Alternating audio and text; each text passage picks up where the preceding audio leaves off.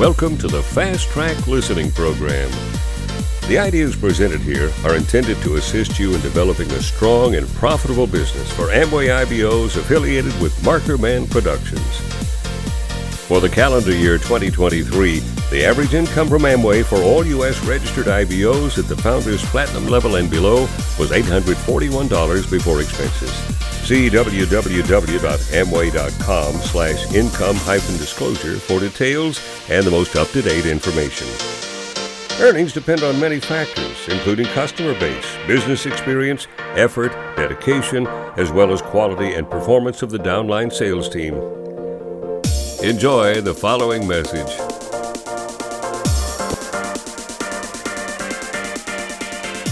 Hey, what's up, everybody? We're Kyle and Lauren Wilz, and we live in Madison, Wisconsin currently. I have a background in engineering and project management, and I'll have my wife share in a little bit, but just wanted to give folks a little bit of perspective, on our journey, what we've learned. If you're listening to this right now, you're probably an individual that's evaluating if this opportunity, if these relationships can really add something to your life and help you, accomplish some of those future goals, or, potentially you're a new team member, just starting your journey in the entrepreneurial space in, the Amway opportunity.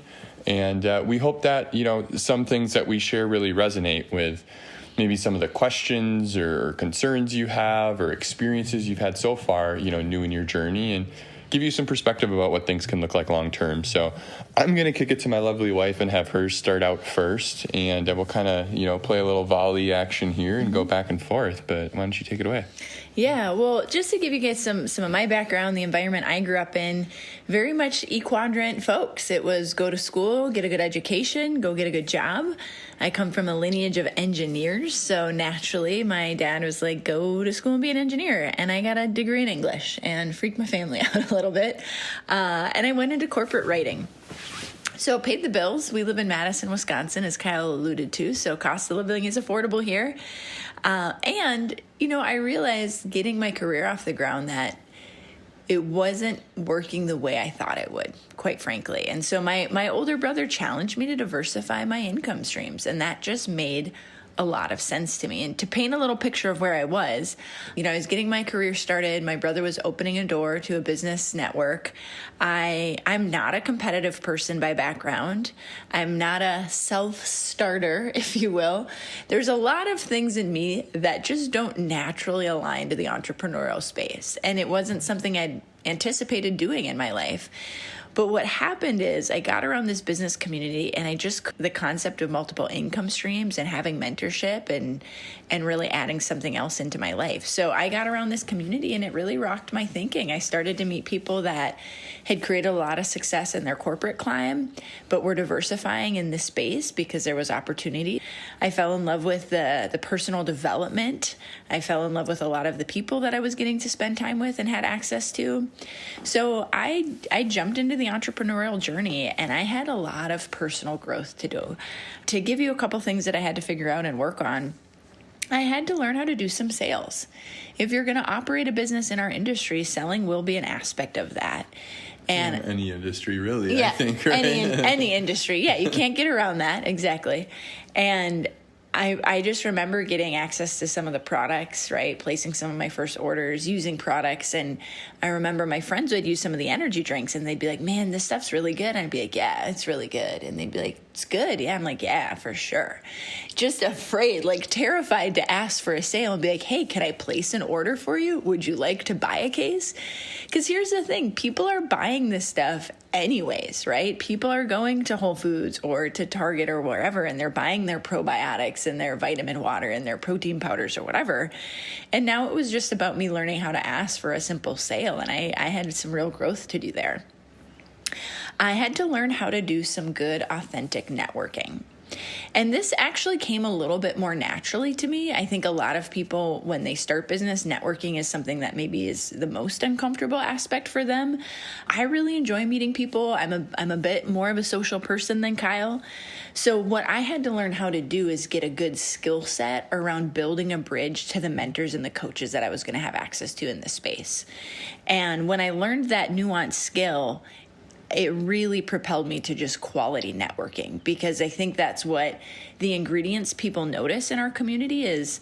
We're not trying to work with anybody. We really want to build out organic relationships and make those connections real.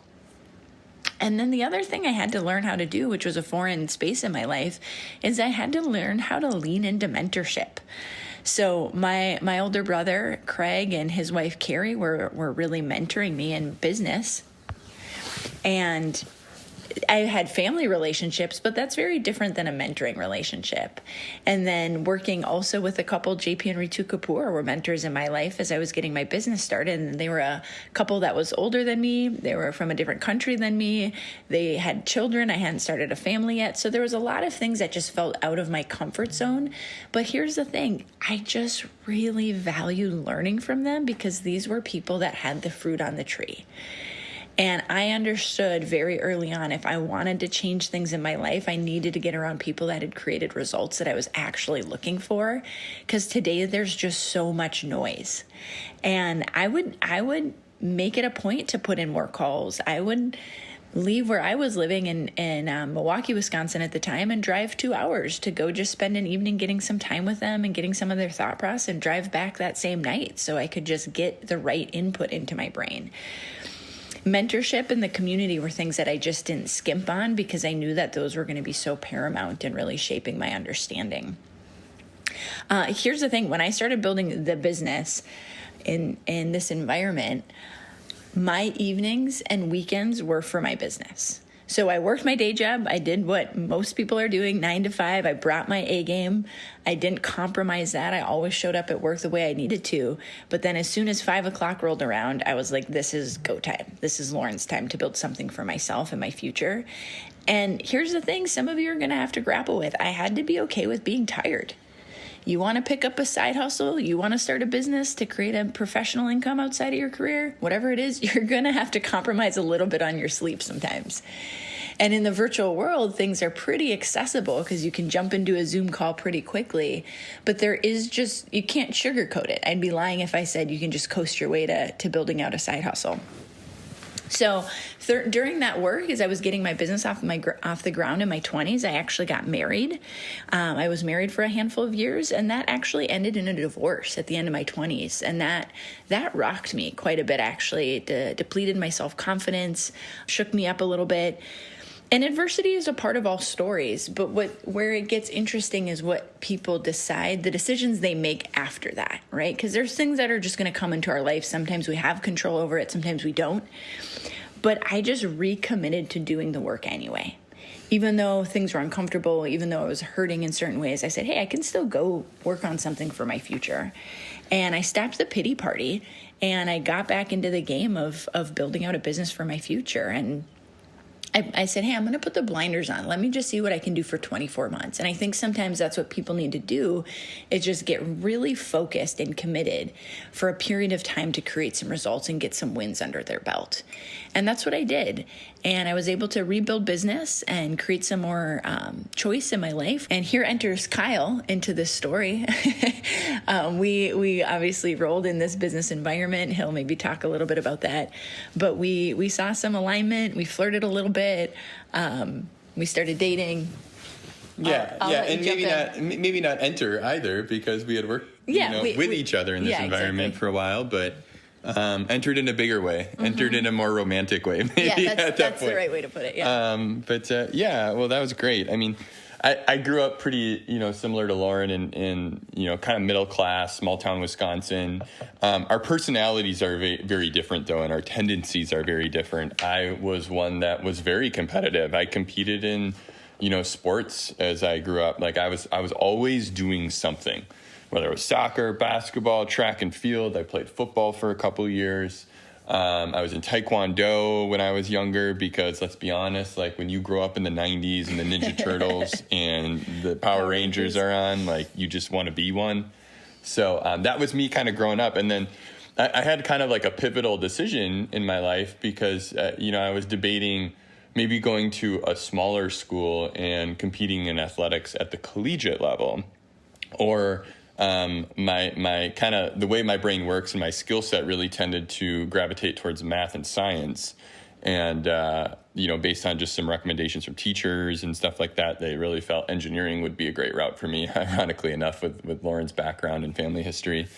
It was a tough decision because here, I could go play at most of the schools in Wisconsin, or I could go to UW-Madison. It's a Division I program, as many of you know. And I probably didn't have the highest chance of playing at that level. And I ended up doing that. I ended up, going there and just, more so casually playing on the side, intramurals, stuff like that. I didn't, play at the D1 level or anything like that. But and then studied engineering, and then got a really good group of friends. And I mean, we had fun. I was, hanging out. We were partying like most college students. I was playing video games like most dudes. I was playing sports. I was studying too to make sure I did okay in school. And, I'm not against any of those things. I like to do all those things, but I think I just had this realization that I was kind of doing that stuff because there wasn't anything else or anything better to do. And I started really thinking about, what I really wanted to do long term. I was open-minded. I was looking. I was ambitious, and had a very good friend of mine, introduce me to this business in this community. And it wasn't like I was, staying up at night praying for an internet-based, opportunity that I could sell consumables. But I think I saw the values of the people. I saw the principles. I saw the results. And I actually got this neat feeling getting around the community, very similar to the feeling I got when I was playing team sports. And just like being a part of something that's bigger than yourself, and you have shared ambitions and shared goals with other people. And I think that just, it really drew me in. And my mentality kind of was, why not? What do I have to lose? And worst case, I, start a business and not able to build it successful and make a ton of money. But when I saw, a lot of this environment is focused on getting out of your comfort zone and learning different skill sets and people skills and leadership, I'm like, there's not a whole lot of environments out there where you can learn that, in particular in the engineering space. So for me, it was kind of, the income that I was going to make from my business was sort of the cherry on top of the values and the skills that I saw that I could develop in this environment. So I had a lot of excitement because I felt like I could win here. And I think that was really the theme of early in my business career here was there maybe wasn't the greatest strategies. There wasn't a lot of experience. There wasn't a lot of thought process. There was just a lot of excitement. And there was a lot of work, and I was pretty pumped about, building something. I remember, driving back and forth, hour and a half, 2-hour drives to start building out my team in this environment while I was in school, while I had, homework due and projects due the next day and stuff like that. But I was just, I remember some late nights driving back and just being like, man, like I don't think there's a whole lot of folks my age doing these things. And I think for some people, they feel like, oh, am I doing the right thing? But for me, that answer was an emphatic yes.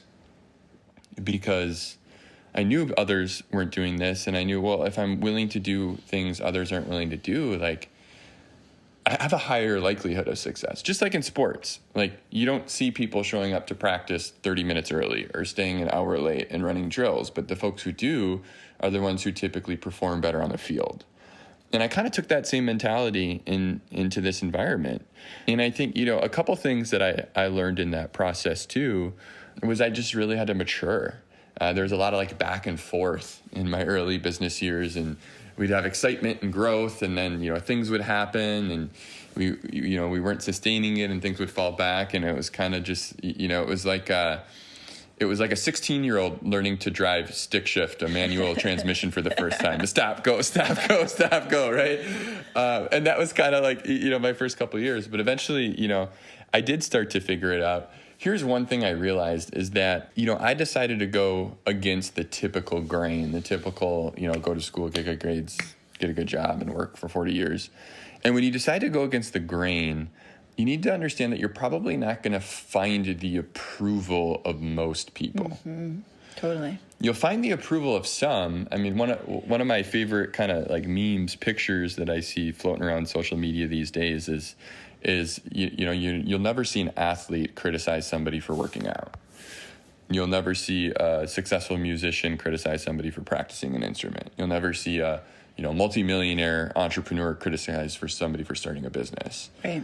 But folks who typically don't get uncomfortable and put themselves in a situation where they could succeed, but they could also fail, they're usually the ones that kind of push back and criticize.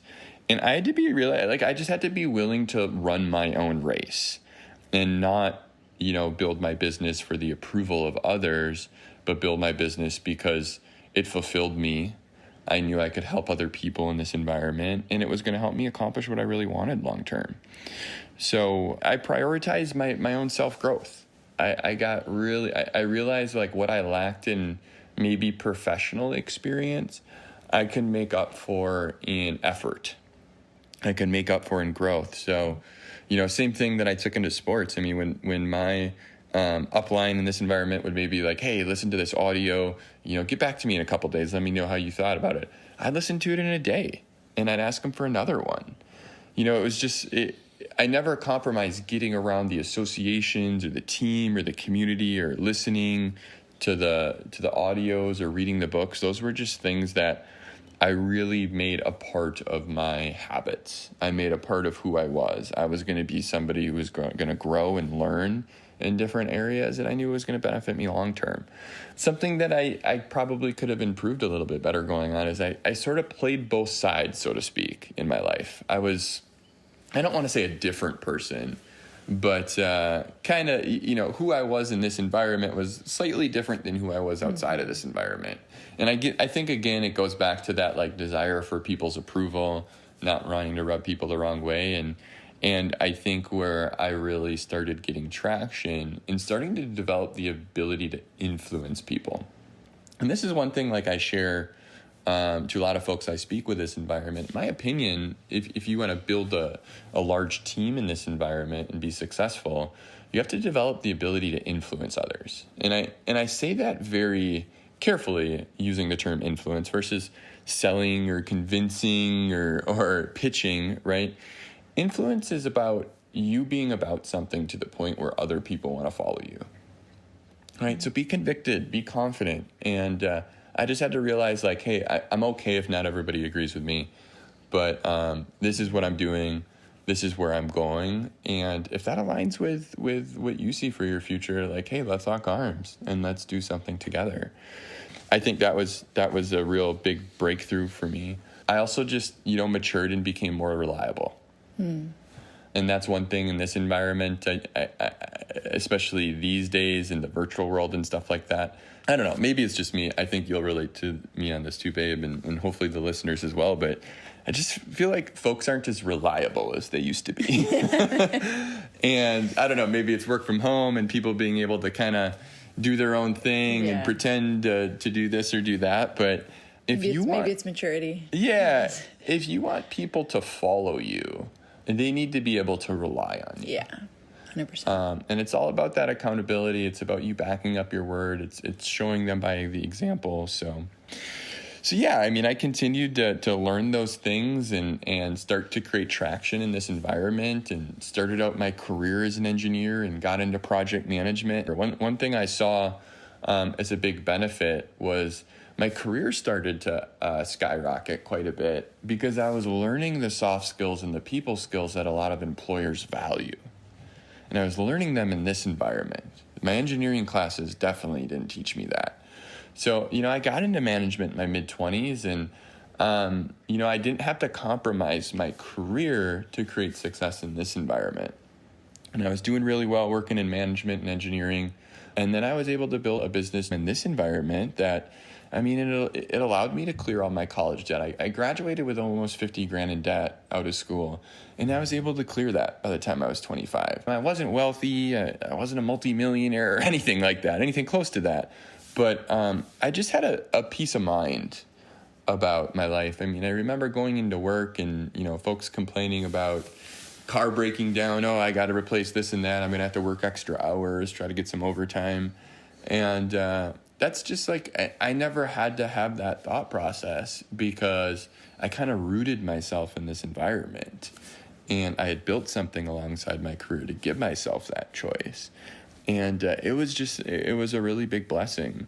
And I think what kind of happened is I got a little bit complacent for a little while. That happens in a lot of environments when you've created success. And maybe I didn't have that same excitement or ambition as I did early on, and coasted for a couple of years. But, I kind of realized that, my business wasn't gonna build itself. And I had to really dig in and focus on the basics, get back to what, my upline was teaching me, what I knew worked in this environment for me to initially build, and got back on the saddle and built it. And as Lauren kind of alluded to before, we had known each other for 7-8 years. It was a business relationship. Mm-hmm. And I think we just kind of realized as we maybe went on some of like the qualifier trips or got, maybe building different markets. I know we were building the UK market at that point and started talking that there was a lot more in alignment with where we wanted to go in our lives than we maybe originally thought. And I think there was a lot more attraction than we originally thought, potentially, which makes sense. I mean, so we certainly made a good thing happen. I mean, I remember we were having a party for a business accomplishment that Lauren had created, and her brother and sister-in-law, who are our uplines here, Craig and Carrie. And I just remember us talking, and there was just there was a lot of chemistry, and then there was a lot of like-mindedness.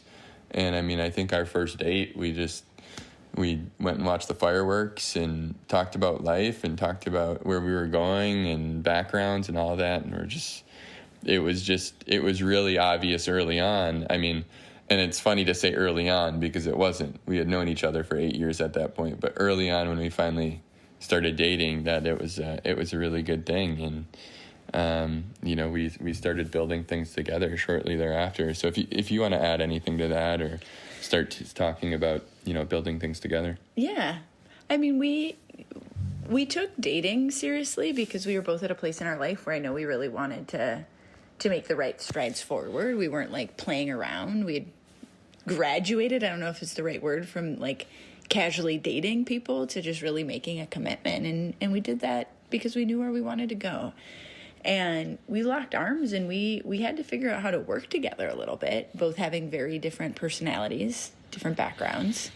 Yeah, different personalities, different backgrounds. And I think the fact that we had both built it single successfully, I mean, I think there was this sense of, oh, well, I know how to do this. Yeah. Yeah. But I know how to do this, and it was a little, so. I think that the biggest thing we had to really work on is learning how to complement one another. Because we do have very different strengths and weaknesses, and instead of feeling like we were competing, how do we really get in sync where we can leverage each other effectively? And we hit some special milestones in our business the following year as a byproduct of what we've really created. Mm-hmm. And that was a dream come true, quite frankly. And I think that's what a lot of people are after, that autonomy, that choice, that opportunity. Shortly after, we started our family, and our daughter's, she's never going to hear us argue about money. I think we're just so proud of the values and the community we raise our daughter in here. Mm-hmm. And that's, the rewards from business have exceeded our expectations. I mean, we're just getting started. I don't know if there's anything else you want to speak to in regards to those. Yeah, well, I mean, I think that going back a little bit, that the first year of our marriage was just such a fun time and such a whirlwind in this environment because, we hit a very big milestone. I think we got asked to speak in Jamaica and in London within, 12 months. And then shortly thereafter, when you were pregnant, we got asked to go speak in Australia. Yeah. That was a really neat trip. We got to go with your brother and sister-in-law, and we got, you took your parents and stuff, and it was really neat to really have something. It transitioned from something I was building for myself to something that we were building together. And we just had a lot of fun doing so. And it didn't come without effort, right? As we said, that was a long journey to get to that point. And, it's certainly something that you have to earn. It's not just going to be something that's given to you. And it's just been a huge blessing, like you said, raising our daughter in this environment. It was a huge blessing when the pandemic came. And I mean, we saw a lot of hurt in our neighborhood. Yeah. Folks getting furloughed, folks losing their jobs, people trying to figure out, how am I going to do daycare? How am I going to have my child go to school from home when I have to be in because I'm an essential worker? Like, there was a lot of nuances to that, I think. And for us, because we, the phrase that we oftentimes hear is dig your well before you're thirsty. Right. And it's really cool to look back and say, like, hey, when I was a 21-year-old punk college student with an afro living with 7 guys a block away from Camp Randall, the work that I started there, that I did, had given us, more choice as we raised our family in our 30s and continue to go through life. And I just think, again, if you're out there looking not just for a business, but looking for a package, a business, relationships, guidance, and opportunity to learn more about yourself, learn new skills. I just frankly, personally, have not seen anything out there like I've seen within this environment. And I think there's a lot of opportunity out there these days, especially. But when you talk about the full package and all those other intangibles, in addition to just having a phenomenal business system here, where we've continued to grow in this environment, we've had opportunities for other things and investing and we talk to a lot of traditional business owners, and to think about some of the headaches that they go through, and the inventory, and losing employees or having to let employees go, or manufacturing issues and things like that. Amway takes care of all that for us. I can't think of any real headaches, or I can't think of any times where we were so stressed about our business, which we've seen all of our friends who are in the traditional space deal with. Stress, putting out fire after fire after fire, which impacts their family life and their ability to show up. Mm-hmm. Yeah, I've been using this statement a lot lately in conversations with people about entrepreneurship, and you can really tell where somebody's at in their business by observing them on vacation. Yeah, yeah, totally. Right, because I think for some folks who are really in it and they've got all that overhead and they haven't scaled it to a point, they're on vacation, but they're checking their phone all the time, they're taking calls, putting out fires, and there's no real emergency that I feel we deal with. If we build our business on our own time, it's because we choose to. Right. Not necessarily because we have to. And I just think that's a really beautiful component of this. So anything you want to wrap up with? No, we would just say lean into what you're learning. There's a lot to continue to explore and deepen the understanding of the ecosystem you've been exposed to. We just challenge you to do it and do it wholeheartedly, because there's a lot of people, when they embark in a business journey with our community, what they just miss is they completely underestimate what's really available in the long game. And I think that's the game-changing picture people need to put on the front. This is a copyrighted program of Marker Man Productions, affiliated with